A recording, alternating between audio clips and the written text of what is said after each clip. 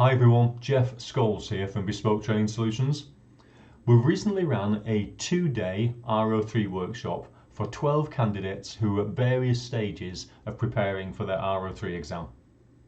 Over the 2 days, we covered the key elements that are needed for an R03 exam pass. As part of the workshop, we covered some hints and tips as to how you can approach the exam itself, as well as covering the content needed to get you there.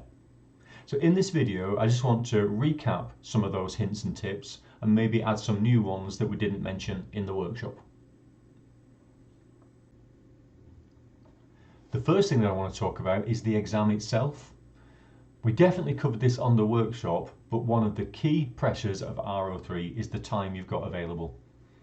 You've got 1 hour to complete 50 questions. So even allowing for very little time of thinking beforehand and finishing at the end, you're not talking more than 1 minute 12 seconds for each of the questions. So if we call it 1 minute, some questions are going to take longer than the minute that's available for them. One of the key skills is to be able to look at a question pretty quickly, scan the question, no more than 10 seconds, and decide, can I answer this one? Do I know the answer? Will it take me some time to do? If you don't know the answer, or it's going to be a question that's going to take you a long time to work out, flag it, pick an answer and move on. If you get to the last part of the exam, so in my example here, the last 20 seconds, and you've got a few questions left to go, stop the question you are currently doing. Make sure you go through the remaining questions and at least pick something as an answer. The law of averages might be on your side and you might pick up a mark or two.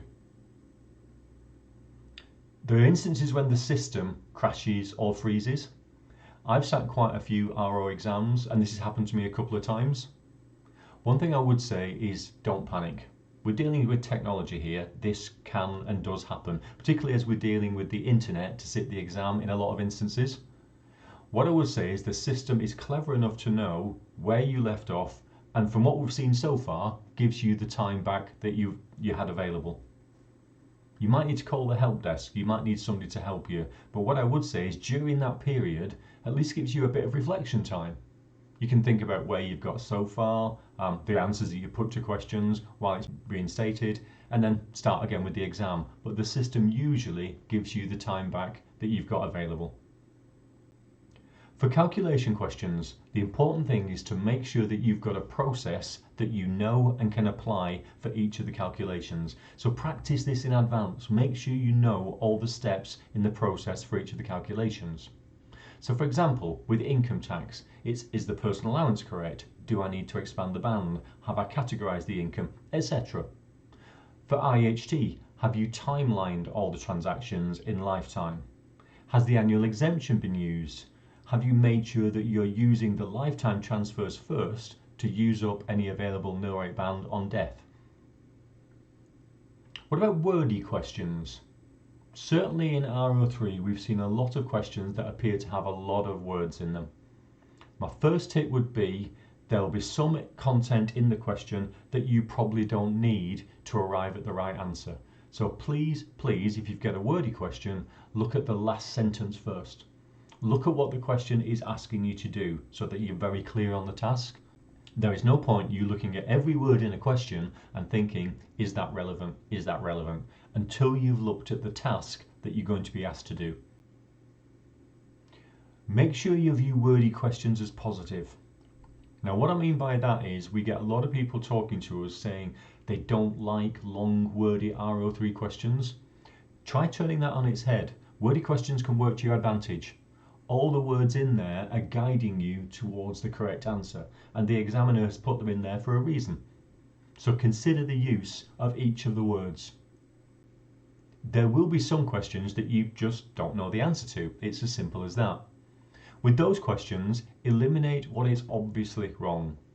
Just follow a process and we can get rid of B, we can get rid of C, or whatever it happens to be. Then apply logic to the remaining options. Think, if I was HMRC, what would I do in those situations? Would I give a tax relief? Would I give a tax penalty? That should point you in the right direction. In terms of just before the exam, it's probably worth having a checklist. Think of the subjects that are really likely to come up.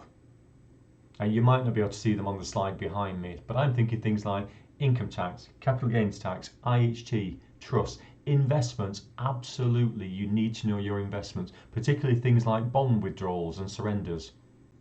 Also the various reliefs for each of the taxes. That's a favourite for the R03 examiner.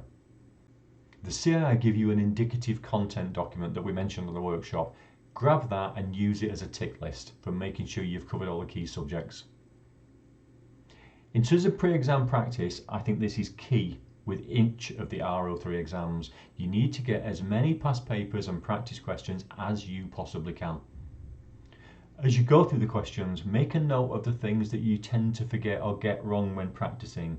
Then study those things. And I know that sounds obvious, but there is no point studying what you're getting right. I might feel nice, but study the questions that you're getting wrong. One of the last things is as you start the exam itself. Once the proctor has told you you can pick up your pen and make a start, list the things you tend to forget when under pressure. There is so much value in just listing things like ANI over 100, the starter rate, band expansion, IHT, exemptions, reliefs, tapers, etc. You might feel that you're not referring to that list in the exam, but the very act of writing it down is highly likely to help you to remember those key things when you're doing a question.